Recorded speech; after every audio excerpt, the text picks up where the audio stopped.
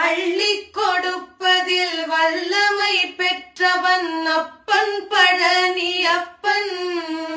தினம் அச்சம் தவிர்ப்பவன் ஆறுதல் சொல்பவன் அப்பன் பழனி அப்பன்.